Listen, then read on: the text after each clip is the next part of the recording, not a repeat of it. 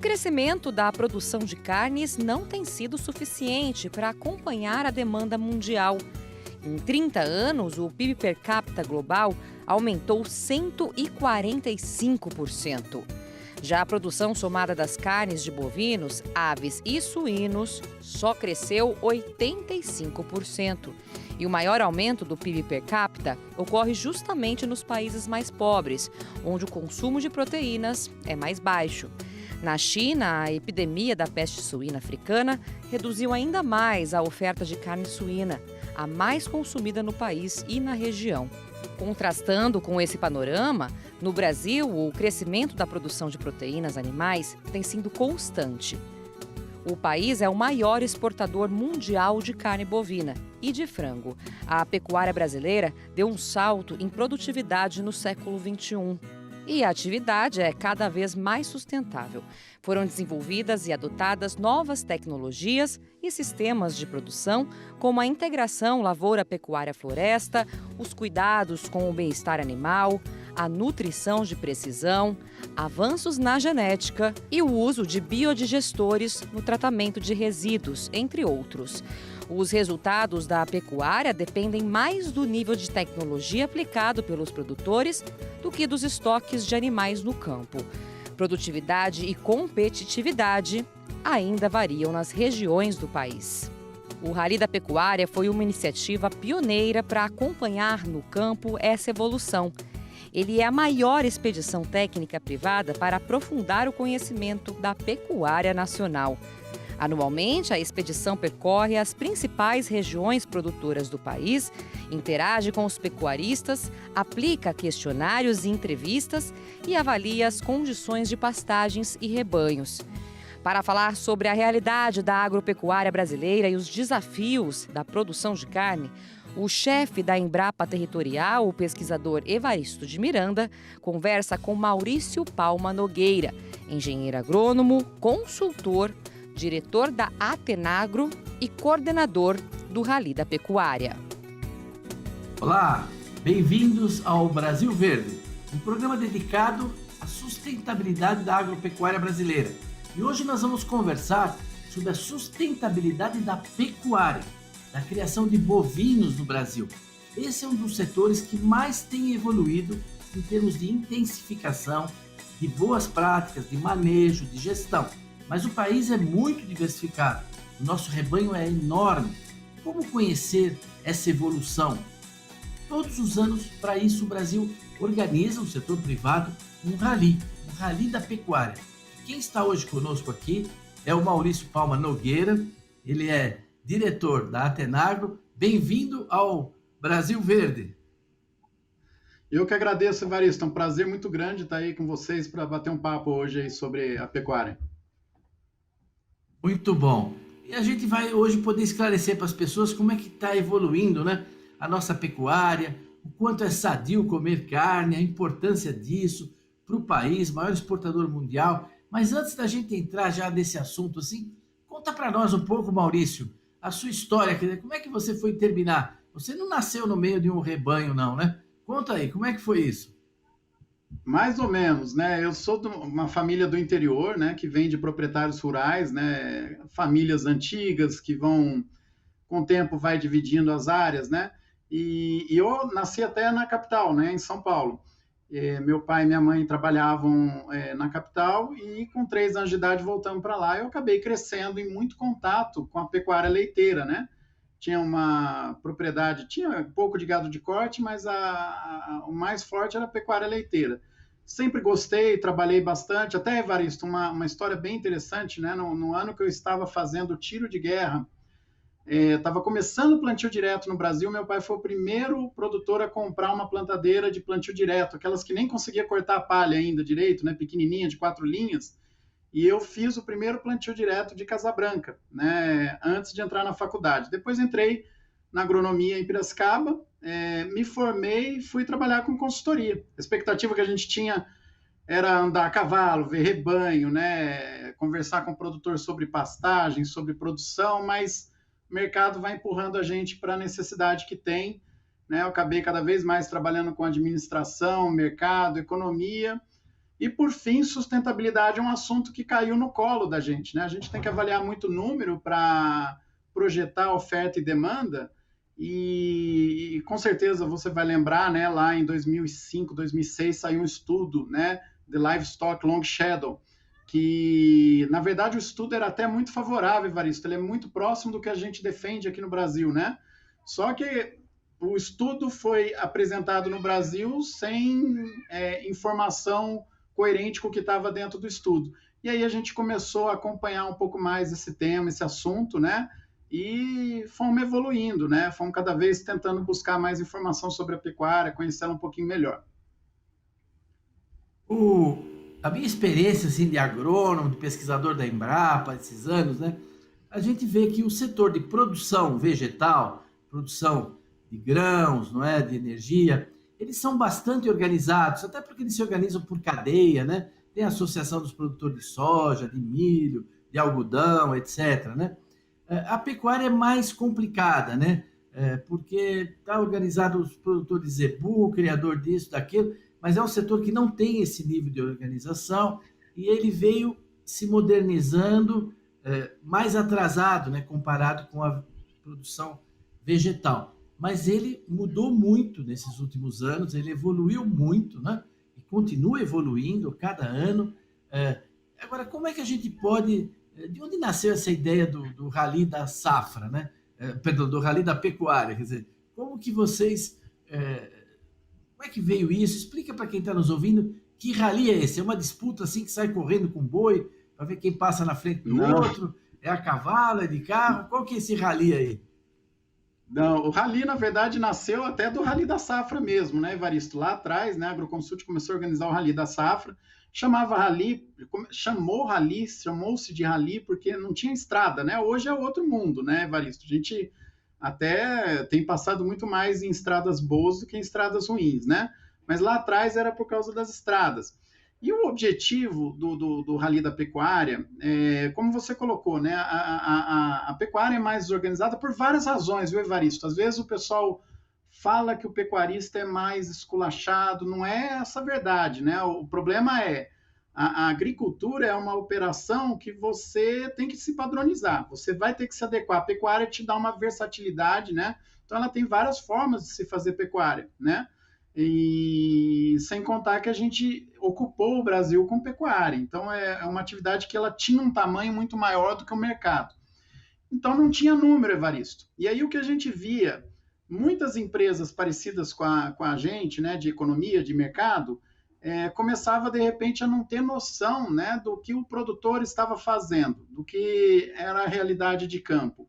E quanto mais a gente vai trabalhando com economia, com números, com o mercado, a gente vai se afastando do campo, né? E aí uma das necessidades foi, nós não podemos ficar tão longe do produtor.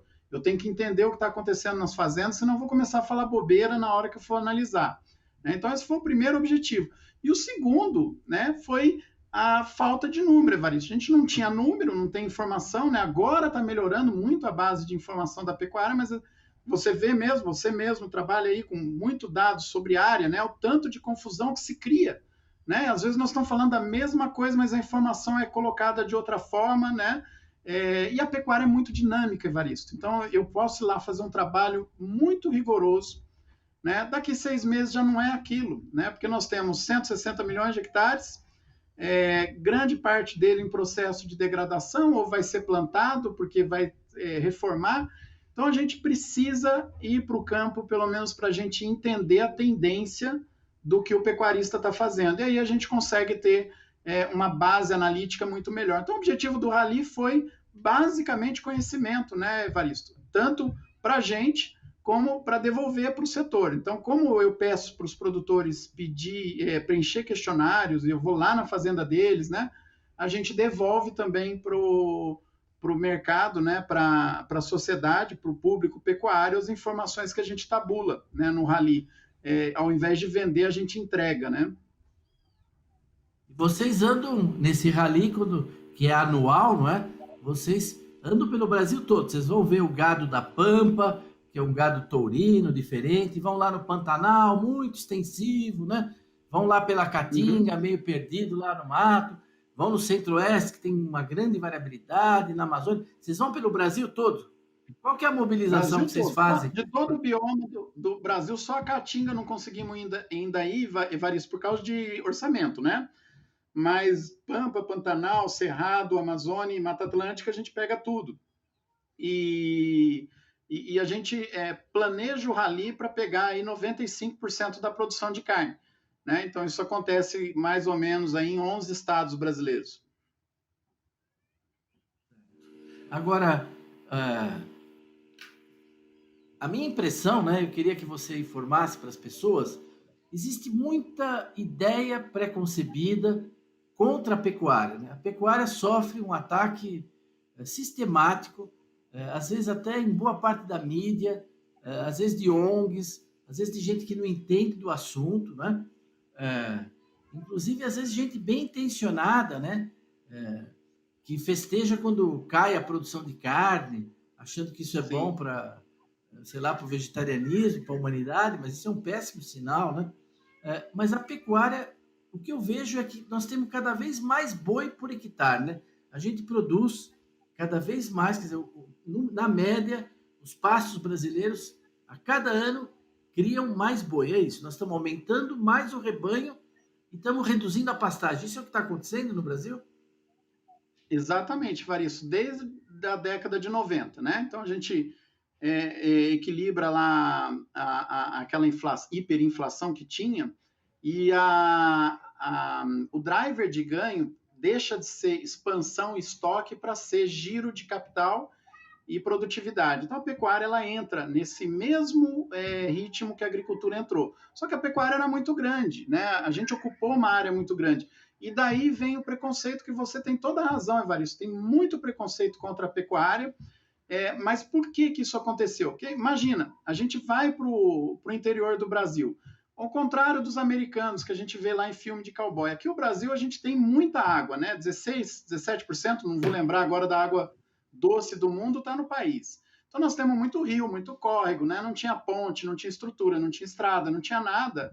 Você tem que ocupar o Brasil com uma atividade que você pode trazer andando. E olha que interessante, o acervo cultural da música sertaneja brasileira fala das comitivas, fim das comitivas, né? Uma história bonita. Só que a hora que a sociedade toda, né, e começa a gente a ter uma preocupação maior com o ambiente lá na Rio 92, né, na Eco 92, e aí você tem a pecuária relacionada ao desmatamento. Tem razão, toda vez que nós desmatamos, nós tivemos que fazer pecuária. Só que criou-se um mito que a pecuária força o desmatamento, é o contrário, é o desmatamento que puxa a pecuária. Né? Então, a hora que a gente equilibra isso, começa a mudar, as áreas de pastagens vêm caindo, né? Esse preconceito continua, e aí acontece uma situação que nós estamos vivendo nesse momento que é até irônica, Evaristo, porque a gente quer controlar o desmatamento ilegal e a gente vai punir o legal. Né? Então, as regras hoje que são criadas, elas pressionam quem decide operar na legalidade, ao invés de ir atrás daquele que está na ilegalidade. Né? Então, nós precisamos tratar esse assunto com um pouco mais de inteligência. E acaba sendo ainda a mesma coisa, né? Uma pessoa, eu costumo brincar sempre, você vai lá e decide abrir uma área no meio da Amazônia, né? O que você vai produzir lá? Né? Tem que ser uma atividade que você consegue tirar o produto de lá caso venha uma fiscalização. Então, a pecuária acaba sendo a atividade demandada, ela continua sendo consequência, a pastagem é consequência de alguém que decidiu desmatar. Então, isso vai criando esses preconceitos todos. Agora, a parte bonita disso é que de 90 para cá, né, basicamente de 94 para cá, a gente vem ganhando produtividade. Mais ainda do que a ocupação ou lotação, né, animais por hectare, Evaristo, nós conseguimos aumentar muito mais. Cada animal que eu aumentei por hectare, eu aumentei 3 vezes mais a produção por hectare, né? Que é quilos de peso vivo, ou quilo de carcaça, ou arrobas, né? Que a gente vai comentar. Isso porque eu tenho também um ganho zootécnico, né? E as expectativas nossas são muito grandes, né? Aí eu uso o Rally para a gente ver aonde a gente pode chegar, né? E reforço um comentário que você fez aí no começo, né? Comer carne não tem impacto nenhum ambiental desde que ela seja produzida com tecnologia. Né? E o nível de produtividade potencial do Brasil é tão grande, Evaristo, que só no Brasil a gente teria condição com o que a gente conhece hoje de produzir carne o suficiente para o mundo inteiro comer igual um argentino, né? Come em termos de quilo per capita, de quilo de carne por ano. Então, isso vai acontecer? Claro que não, né? Porque não temos como formar esse rebanho, é um cálculo teórico, mas mostra que existe uma mentira que é contada de que consumo de carne necessariamente provoca um impacto ambiental. Isso não é verdade. Também uma coisa extraordinária é que nós estamos produzindo alimento, não é, com o boi em situações ecológicas você não tem como cultivar, né? Solos inadequados, não é? Várzea, criando búfalo na várzea, toda aquela área do Pantanal que inunda todo ano, você vai produzir o quê? Então o gado ele tem essa capacidade. Também você evocou aí o Brasil, quer dizer que o capim, grande parte do ano fazendo fotossíntese, então um ciclo longo, né? Nós aprendemos muito, né, com a pecuária brasileira nesses anos, os sistemas são muito diferenciados, e agora nós temos todo esse pessoal que cuida da reprodução, que produz bezerro, que produz novilha, tem cria, recria, corte, né, tem confinamento. Quer dizer, o setor também está segmentado, né? Quando alguém fala para mim que é pecuarista aqui no Centro-Sul, eu fico esperando para ver que pecuarista que ele é, né? Porque pode ser que ele só produza rebanho bezerro de alta qualidade, né? Etc, etc. Sim, sim. Então, o setor que também, mesmo na própria cadeia, né? Ele se especializou e se especializa cada vez mais e valoriza os resíduos da agricultura. Quer dizer, quando você tem a pecuária junto com a agricultura, não é? Eu vejo lá em Luiz Eduardo Magalhães, todos os resíduos que você normalmente perderia, não é?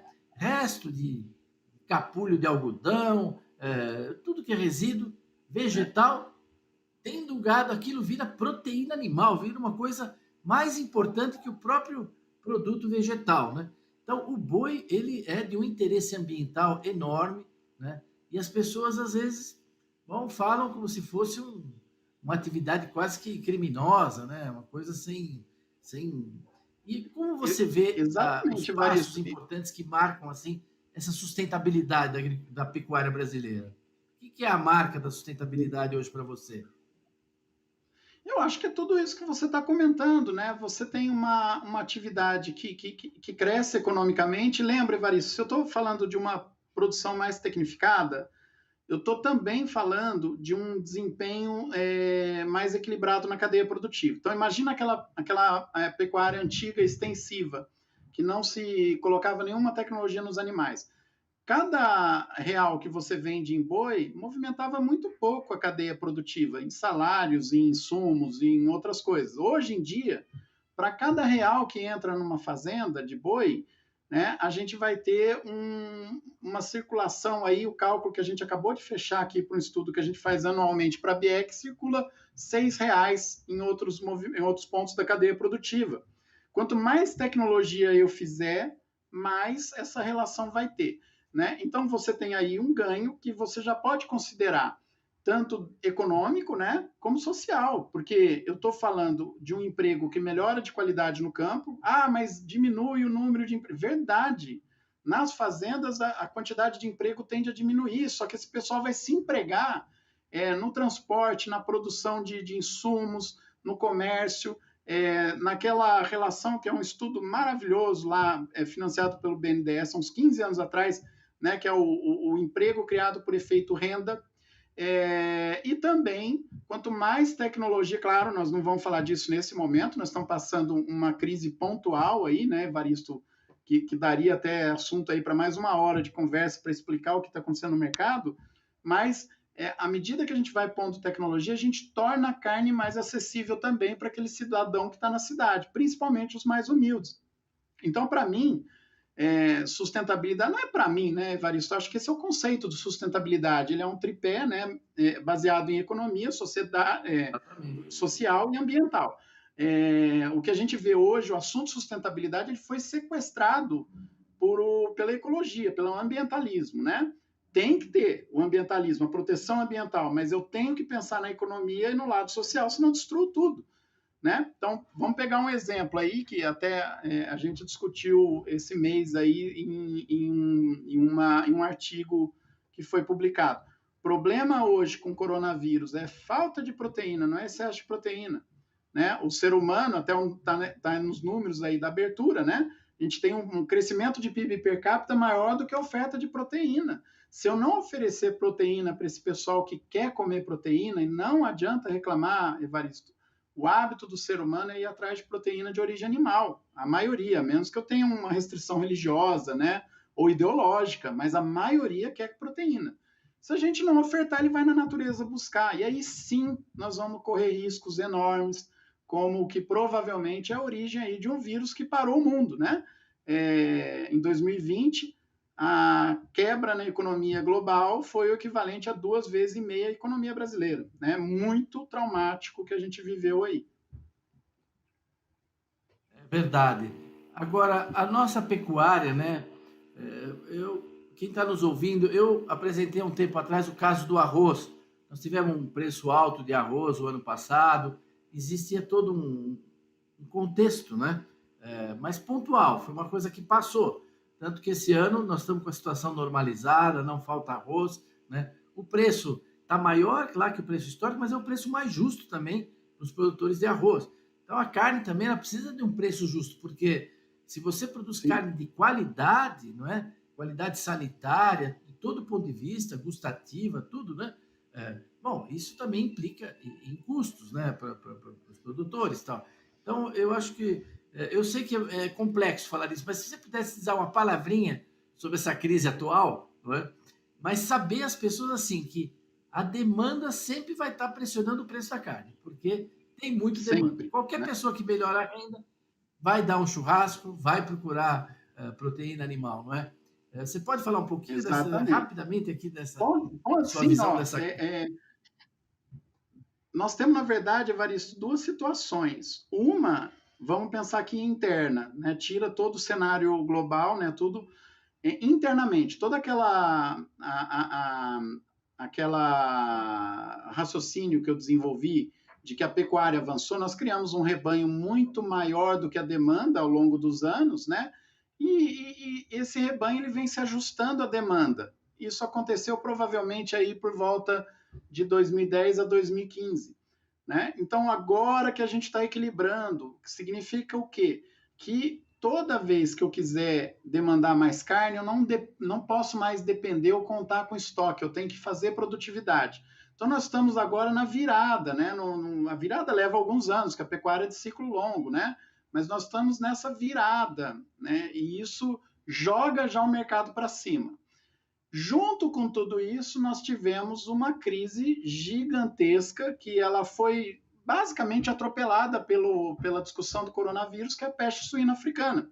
Então, nós tivemos uma redução muito grande na produção de carne suína, não só na China, mas na Ásia toda, né? E a carne suína é a mais consumida do mundo e já teria um desequilíbrio grande. Quer dizer, a gente já trabalharia pelo menos até 2023 com uma oferta de proteína insuficiente para atender a demanda. Então, significaria que os preços já estariam altos, tanto no mercado internacional como no Brasil, né? E aí, Evaristo, Claro. como os problemas nunca vêm sozinho, vêm a cavalo, né? Vem ainda coronavírus. E isso a gente começa a ter problemas que nós não percebemos aqui no Brasil. Olha que coisa que não foi falado do Brasil. A indústria brasileira já estava preparada para operar com segurança durante o coronavírus, durante a pandemia. Então, nós não tivemos que parar a indústria, mas outros países, principalmente Europa, Estados Unidos, países mais ricos, né, OECD, eles tiveram que diminuir a oferta. Então, você tem queda na produção de frango, de redução no transporte, pior ainda no problema da recuperação da produção de suíno. Quer dizer, nós temos um monte de problema que vem junto e joga os mercados para cima, né? Então, é pontual também e, evidentemente, né, o preço justo que você comenta é o preço que torna interessante a gente investir em tecnologia e fazer mais, né? Ninguém vai pôr dinheiro em tecnologia, Evaristo, olhando assim, nossa senhora, vou correr um risco muito grande, vou perder dinheiro, ainda mais numa atividade que você depende de clima, olha a seca que nós estamos vivendo, né? Geada agora, que vai jogar o preço do milho para cima. Então, nós temos vários riscos já, né? Então, se você não tiver uma expectativa de resultado bom, você deixa de produzir. E nós estamos vivendo isso. Então, o preço hoje está favorável para o produtor, ele vai investir em tecnologia, já já nós estamos ofertando, né? Não só a carne bovina, como a carne de frango, a carne suína, tudo em volume suficiente para a nossa população se alimentar e para a gente exportar e trazer divisa para o Brasil, né? Então, o problema hoje que a gente vive no mercado, ele é uma conjunção de vários fatores. E até é difícil a gente medir, mensurar, né, qual o peso de cada um. Mas a solução, diante de uma coisa tão complexa, é sempre complexa. Não é você dizer, não, vamos proibir a exportação de carne, que a China está comendo muita carne, então vamos parar de exportar carne para sobrar carne dentro do Brasil, como pela segunda vez, de forma errada, né, com graves consequências, os argentinos estão fazendo, né? Essa realmente não é a solução. O nosso programa é como você transforma. Desculpa só, Evaristo. Quando você faz isso que os argentinos fizeram, você pega um problema de curto prazo e transforma ele em longo prazo. Aparentemente, a decisão mais coerente. Olha, eu seguro aqui, vai cair o preço. Vai mesmo, só que eu vou jogar esse problema que poderia ser resolvido em 2, 3 anos, depois eu vou levar 10, 15 anos para resolver, né? Tem que ter cuidado com esse tipo de decisão meio mal planejada, né? Isso eles já fizeram lá em 2006 e foi uma tragédia para eles, né? Até o rebanho diminuiu, né? Os pecuaristas, exatamente, na nota que fizeram, quando o governo argentino tomou essa medida, a nota, o cabeçalho era tropeçar na mesma pedra, né? Esse era o título, né? Porque tropeçar numa pedra acontece, agora tropeçar de novo na mesma pedra é duro. Eu acho que quem está nos ouvindo viu a importância do setor privado também na consultoria, nos estudos econômicos, como é o exemplo da Atenagro, não é? Que o Mauricio Nogueira coordena, né?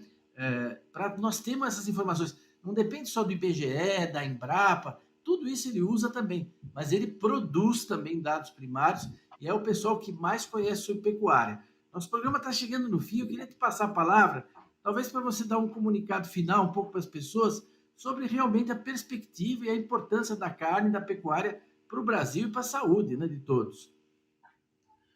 Bom, para a saúde a gente não precisa nem falar, né? A gente acompanha bastante esse assunto. Toda vez que existe uma informação contrária à carne, vai ficar atento. Hoje nós estamos vendo todo mundo falar de ciência, ciência, ciência. Presta atenção no que é a ciência, entenda o estudo, né? Senta nele, lê com calma. Então, a última vez lá, para preparar para o Fórum de Davos, publicaram um estudo que a carne, que consumo, que fazia mal. O estudo era embasado numa premissa que o sujeito só ia comer carne defumada todos os dias, né? Se você só comer uma fonte de alimento, qualquer que seja, não vai te fazer bem, né? Então, tome cuidado com isso. Não se assustem, não existe problema nenhum em comer carne e ter impacto ambiental, porque a maior parte das ilegalidades não chega nas prateleiras dos grandes centros, né? Os frigoríficos, os produtores que colocam carne nos grandes centros, eles estão organizados, estão operando dentro da lei, porque eles não podem fazer o contrário. Então, tem um monte de gente tentando fazer estudos para provar que eles estão na ilegalidade, né? Mas, na verdade, são aquelas criatividades para criar situações que não são administráveis, aí você põe todo mundo na ilegalidade, né? E um recado final, Evaristo, se me permite, para os pecuaristas, nós estamos vivendo um momento de preços favoráveis, mas as regras não mudam, né? A produtividade, o produtor que vai ficar no mercado, o produtor que define preço é aquele que oferta mais. E quem oferta mais é aquele que tem tecnologia.